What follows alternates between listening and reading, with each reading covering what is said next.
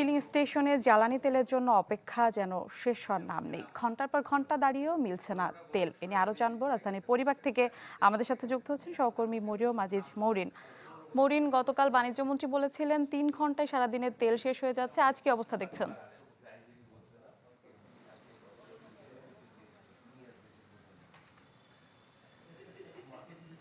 মিলা, সকাল থেকেই আমরা জ্বালানি স্টেশনগুলো ঘুরে দেখছিলাম, ফিলিং স্টেশনগুলো ঘুরে দেখছিলাম এবং আপনাদেরকে সংবাদ জানাচ্ছিলাম।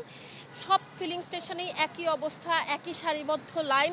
কিছু কিছু ফিলিং স্টেশন বন্ধ রয়েছে এবং তেলের সংকটের কারণেই তারা বন্ধ রেখেছেন জানিয়েছেন কর্তৃপক্ষ। এবং আপনি যেটি বলছিলেন যে জ্বালানি মন্ত্রী বলেছিলেন যে কোনো ফিলিং স্টেশনে তেলের সংকট নেই, কিছু কিছু ফিলিং স্টেশনে তেল এখনও দিচ্ছে কিন্তু রেশনিং সিস্টেমে। আমরা এখন রয়েছি পরিবাগ ফিলিং স্টেশনে, মেঘনা সার্ভিস সেন্টারে। সেখানে হচ্ছে রেশনিং সিস্টেমে তেল দেয়া হচ্ছে গ্রাহকদের এবং তারা প্রায় সকাল 7টা থেকে এখানে দাঁড়িয়ে থেকে তেল নিচ্ছেন। অনেকেই আসলে ক্লান্ত হয়ে ফিরেও যাচ্ছেন।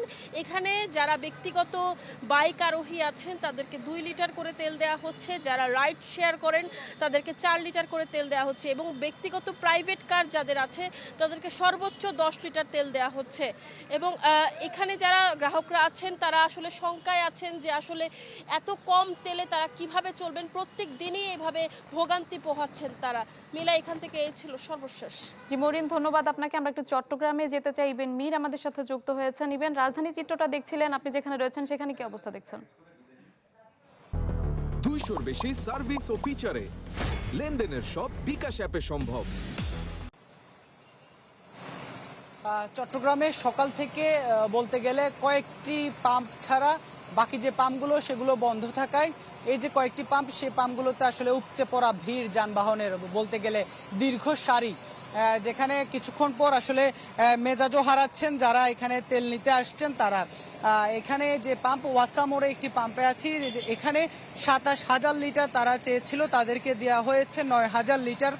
আর যার কারণে তারা যে মোটরসাইকেলে 200 থেকে 300 টাকা আর প্রাইভেট কার যেগুলো সেগুলোতে দেওয়া হচ্ছে 1,000 টাকা করে তেল, যার কারণে কিছুক্ষণ পরপরই এক একজনের সাথে আসলে বাকবিতণ্ডা হচ্ছে। যেহেতু 1 থেকে 1.5 ঘন্টা লাইনে দাঁড়িয়ে তারপর তেল নিতে পারছেন, সে জায়গায় প্রতিদিন আসলে তারা কতক্ষণ এইভাবে আসলে লাইনে দাঁড়িয়ে প্রতিদিনই এইভাবে তেল নেওয়াটা আসলে তাদের জন্য দুঃসাধ্য হয়ে দাঁড়িয়েছে।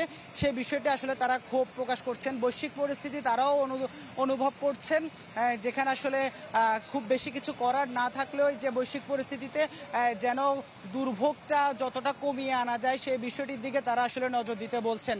আমরা যে পাম্পগুলোতে সকাল থেকে গিয়েছি প্রতিটি পাম্পেরই একই চিত্র দেখেছি। তবে পাম্প কর্তৃপক্ষ বলছেন যে আসলে তাদের যে পরিমাণ সরবরাহ তাদেরকে করা হচ্ছে সেই জায়গায় তারা যদি পূর্ণ মাত্রায় তেল দেয় চাহিদা মতো, সেক্ষেত্রে তারা 2-3 ঘন্টার বেশি আসলে তেল সরবরাহ করতে পারবেন না, যার কারণে তারা আসলে পরিমাণে কম দিচ্ছেন। ইবেন, ধন্যবাদ আপনাকে। ফিলিং স্টেশনগুলোতে জ্বালানি তেলের তীব্র সংকটের বিষয়ে জানাতে ঢাকা এবং চট্টগ্রাম থেকে যুক্ত হয়েছিলেন আমাদের সহকর্মীরা।